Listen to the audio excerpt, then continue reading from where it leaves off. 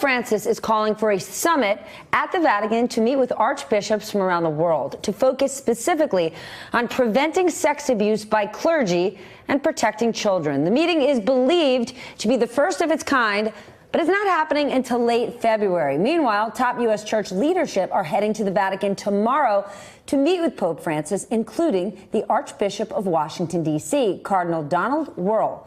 Remember, Wuerl formerly was the Archbishop of Pittsburgh and is planning to discuss his possible resignation with Francis in the face of revelations that he mismanaged past clerical abuse. God, that makes it sound like it was just a bad habit, and we both know it's not. Joining me now, Mitchell Garabedian, an attorney representing 50 victims in the Pennsylvania diocese, including the Archdiocese of Pittsburgh.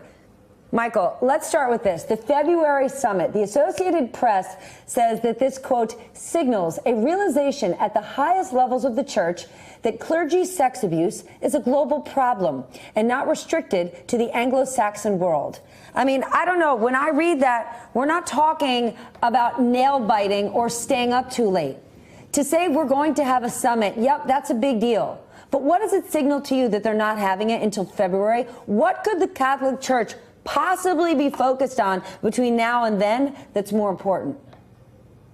Stephanie, what the Catholic Church is focused on is repolishing their image. They're trying to they're working with the optics here. They don't care about investigations to reveal the truth or preventing clergy sexual abuse. Between now and the meeting in February, these leaders will talk amongst themselves to try to determine how can we refocus how can we polish the image of the Catholic Church, because we're taking an awful hit here. Right now, they're in panic mode. How many of these leaders probably participated in the cover-up over the past decades if they weren't actual abusers? I mean, this is it's insincere, it lacks credibility, and it's a slap in the face to children to have such a meeting, not only in 6 months, but to have it at all. Why hasn't the Catholic Church, which has a long history of covering up the criminality of sexual abuse and allowing sexual abuse,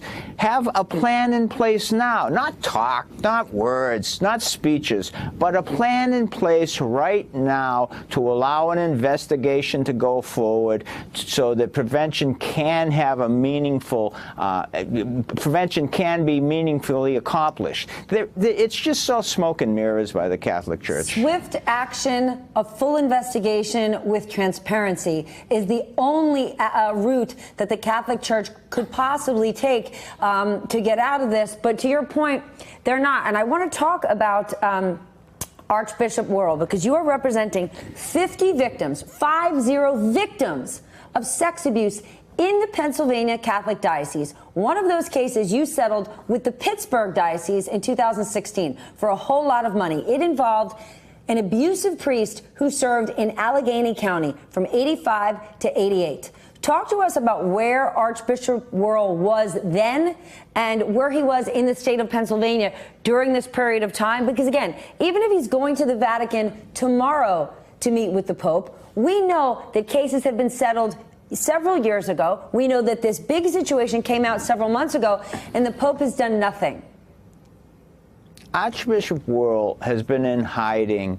He's been in protective mode. He's been trying to figure out, like the rest of the leaders in the Catholic Church, how not to let the truth out, how to prevent transparency, because through transparency, victims can heal and the world will see the truth. I mean, it's an absolute insult for Pope Francis and Archbishop Wuerl and all these other leaders to say, we now realize it's a global problem.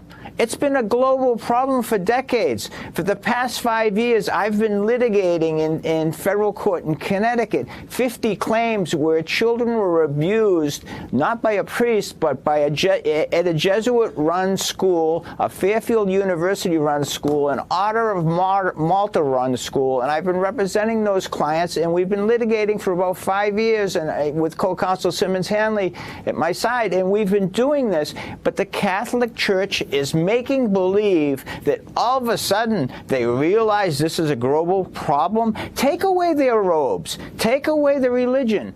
They're criminals. They belong in jail. Why are they opposing the statute of limitations at every possible state in the United States? They're pouring tens of millions of dollars into lobbying groups in New York State and many other states to oppose statute of limitations so that the truth cannot be revealed, so that justice cannot be obtained, so the victims cannot heal. It's an absolute insult by these criminals. Let that sink in. Sex crimes against children for decades. Imagine if it was just a group of men in a club, if they were not Catholic priests, if they did not get to wear the robes. Imagine the outrage that there would be. Imagine these people would be arrested, and still Archbishop Wuerl stands there and represents, he is the highest Catholic priest in the United States. He was the guy who ran Pittsburgh. Please think about that. Hey, MSNBC fans, thanks for checking out our YouTube channel. Subscribe by clicking on that button down there and click on any of the videos here to watch the latest interviews and highlights. You can get more MSNBC for free every day with our newsletters. Just visit msnbc.com/newsletters to sign up now.